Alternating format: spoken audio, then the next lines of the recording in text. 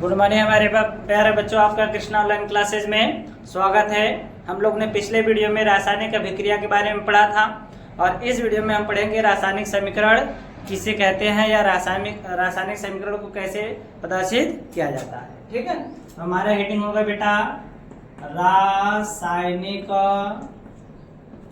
समीकरण। ठीक है, रासायनिक समीकरण, इसको अंग्रेजी में बेटा कहते हैं केमिकल इक्वेशन। ठीक है बेटा, बहुत ज्यादा कठिन नहीं टॉपिक है, बहुत ही सिंपल टॉपिक है। यदि रासायनिक अभिक्रिया आपने देखा होगा तो आपको जो है ये चीज समझने में बस 2 मिनट लगेंगे।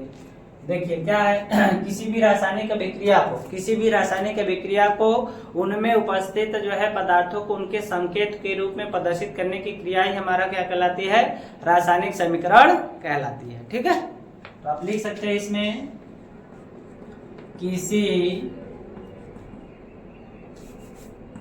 रासायनिक अभिक्रिया। ठीक है बेटा, किसी रासायनिक अभिक्रिया को उसके संकेतों के रूप में प्रदर्शित, ठीक है बेटा, प्रदर्शित करने पर जो समीकरण प्राप्त होता है,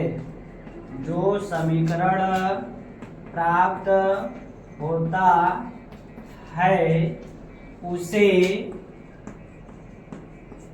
ही रासायनिक समीकरण कहते। क्या कहते बेटा, रासायनिक समीकरण कहते हैं।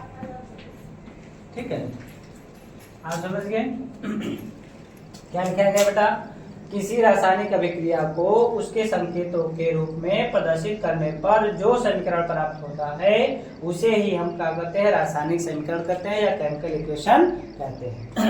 अब जैसे में हम लोग देख सकते हैं बेटा, आपका मान लीजिए जो है लोहा है, ठीक है, और ये आपका ऑक्सीजन के साथ बेटा क्रिया किया है, ऑक्सीजन के साथ क्या किया है, क्रिया कर रहा है, तो ये आपका जो है आयरन ऑक्साइड बनाया, आयरन ऑक्साइड। ठीक है बेटा, आयरन ऑक्साइड। तो आप इसको, यदि ये तो आपका समीकरण रासायनिक अभिक्रिया है, लेकिन इसको रासायनिक समीकरण लिखेंगे तो क्या लिखेंगे बेटा, आयरन का संकेत लिखेंगे Fe, ठीक, ऑक्सीजन का संकेत लिखेंगे बेटा O2, फिर एरो इसका लिखेंगे FeO2 से गुणा कर लीजिए, यहाँ 2 से।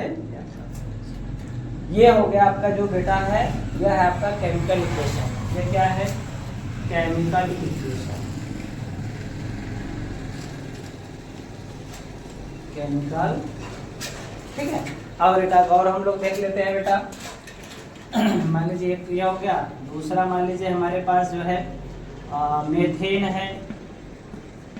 ठीक है, मेथेन प्लस आपका किसके साथ क्रिया कर रहा है बेटा, ऑक्सीजन के साथ। मेथेन ऑक्सीजन के साथ रिएक्शन करता है तो आपका बेटा क्या बनाता है, जल बनाता है प्लस कार्बन डाइऑक्साइड बनाता है। क्या बनाता है, कार्बन डाइऑक्साइड। ठीक है बेटा, तो ये जो कार्बन डाइऑक्साइड ये जो लिखा गया बेटा, ये क्या है, रासायनिक अभिक्रिया है, इसको हमें समीकरण के रूप में लिखना है। तो मेथेन का सूत्र होता है बेटा CH4, ऑक्सीजन का सूत्र होता है O2, यहाँ पे जल बना है बेटा, जल का सूत्र होता है H2O, और कार्बन डाइऑक्साइड का सूत्र होता है CO2। ठीक है, अब यहाँ पे आपको बैलेंस करना है बेटा, 4 हाइड्रोजन है और आप यहाँ 2 से गुणा कर दिए, तो ध्यान दीजिए 2 ऑक्सीजन यहाँ हो गया, 2 ऑक्सीजन यहाँ, 4 ऑक्सीजन हो गया, तो 2 से बेटा यहाँ गुणा कर दीजिए। कार्बन 1 था, कार्बन 1 हो गया, हाइड्रोजन आपका 4 है, 4 हाइड्रोजन हो गया, ऑक्सीजन 4 है, 2 यहाँ पे 2 यहाँ पे, बैलेंस। तो ये क्या है बेटा, ये है आपका chemical reaction, sorry chemical equation. ठीक है, आप इसका स्क्रीनशॉट ले लीजिए। आइए बेटा इसके कुछ जो है एग्जांपल्स और हम लोग देख लेते हैं। जैसे मान लीजिए तो हमने देखे थे बेटा, तीसरा नंबर हमारे पास मान लीजिए आपका जिंक है, ठीक है, और हाइड्रोक्लोराइड या हाइड्रोक्लोरिक अम्ल है ये, ठीक है बेटा। तो ये रिएक्शन करेगा आपका जिंक क्लोराइड, जिंक क्लोराइड, ठीक, प्लस आपका बेटा बनेगा जो है क्या, हाइड्रोजन गैस, ठीक है बेटा। ये क्या बनाया, जिंक क्लोराइड बनाया और आपका हाइड्रोजन गैस बनाया। तो आप ध्यान दीजिए यहाँ पे आपका ये किस रूप में है बेटा, रासायनिक अभिक्रिया के रूप में लिखना है, हमको लिखना है का रासायनिक समीकरण। तो जिंक का संकेत होता है बेटा Zn और हाइड्रोक्लोरिक का संकेत होता है HCl, ठीक है। तो यहाँ पे बेटा जो है आपका ये इसके साथ रिएक्शन करेगा तो जिंक क्लोराइड बनाएगा। तो जिंक क्लोराइड का सूत्र होता है ZnCl2 और हाइड्रोजन गैस का होता है H2। तो आप ध्यान दीजिए बेटा यहाँ पे Cl2 आपका है, आप क्लोरीन डॉट है, यहाँ पे एक का, यहाँ पे 2 से गुणा कर देंगे। ये आपका जो होगा बेटा क्या रहेगा, केमिकल इक्वेशन, ठीक है। और एक आगे देख लेते हैं बेटा। और मान लीजिए हमारे पास नाइट्रोजन, चौथा नंबर नाइट्रोजन है, ठीक है, प्लस आपका जो है हाइड्रोजन गैस है, हाइड्रोजन गैस लिख सकते हो आप, नहीं लिखते तो भी कोई दिक्कत नहीं, ठीक है। तो ये बनाएगा आपका बेटा अमोनिया गैस, क्या बनेगा, अमोनिया गैस बनाएगा, ठीक है बेटा। अब ध्यान दो यहाँ पे मैंने जो है एक एरो दिखाया है बेटा, यहाँ पे 2 एरो दिखाया है। तो यहाँ पे ये जो एक एरो होता है वह अनुत्क्रमणीय के लिए होता है और ये आपका जो 2 एरो होता है वह उत्क्रमणीय अभिक्रिया के लिए होता है।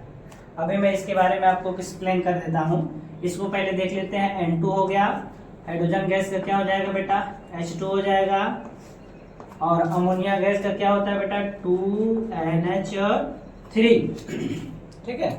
तो देखिए यहाँ पे 3 मिल के 6 हाइड्रोजन है, नाइट्रोजन 2 है, तो हाइड्रोजन की संख्या हमारी कम है, यहाँ हम 3 से क्या करेंगे, गुणा करेंगे। ये क्या हो गया हमें प्राप्त, केमिकल इक्वेशन,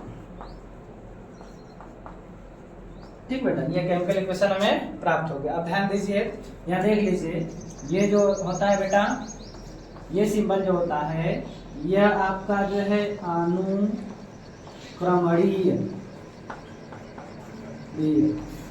अभिक्रिया है, ठीक है। अनुक्रमणीय अभिक्रिया होगी तो ये सिंबल दिखाएंगे, ठीक है बेटा। और यदि आपका जो है ऐसे दिखाया जाएगा तो ये आपका जो है किसके लिए दिखाया जाता है बेटा, उत्क्रमणीय अभिक्रिया, ठीक है। इसमें क्या होगा, कोई भी पदार्थ इस तरफ का अभिकारक जो है इधर उत्पाद में बदल गया है तो उत्पाद को पुनः अभिकारक में नहीं बदल सकता। और इसमें क्या है, जो अभिकारक है बेटा, ठीक है, वह उत्पाद में बदला है, उत्पाद को पुनः हम अभिकारक में प्राप्त कर सकते हैं। इनका यही आपका जो है मतलब होता है, ठीक है। आप इसका स्क्रीनशॉट ले लीजिए। आई होप आप लोगों ने इसका स्क्रीनशॉट ले लिया होगा बेटा। आप सब लोग जो है इसी वीडियो पे आपका अगला जो नेक्स्ट वीडियो आएगा वह इसके आगे वाली टॉपिक जो है पढ़ाई जाएगी, ठीक है बेटा। तो आपको यहाँ पे जो है सारी नोट्स एकदम बिल्कुल एकदम अच्छे से तैयार कराया जाएगा और आपके जो है समझ में आए उस तरह से तरीके से आपको जो समझाया जाएगा, बताया जाएगा। और जो भी नोट्स यहाँ पे दिया जाएगा बेटा आपको एकदम सरल तरीके में दिया जाएगा, जिसे आप 1 बार 2 बार यदि आप पढ़ लेते हैं तो आपको अच्छे से जो है आ जाता है, ठीक है। तब तक के लिए गुड नाइट। और इसका नया नेक्स्ट वीडियो जो है आपका अपलोड होगा तो उसमें जो है हम इसके आगे की वीडियो जो है आपको जो है बताएंगे। तब तक के लिए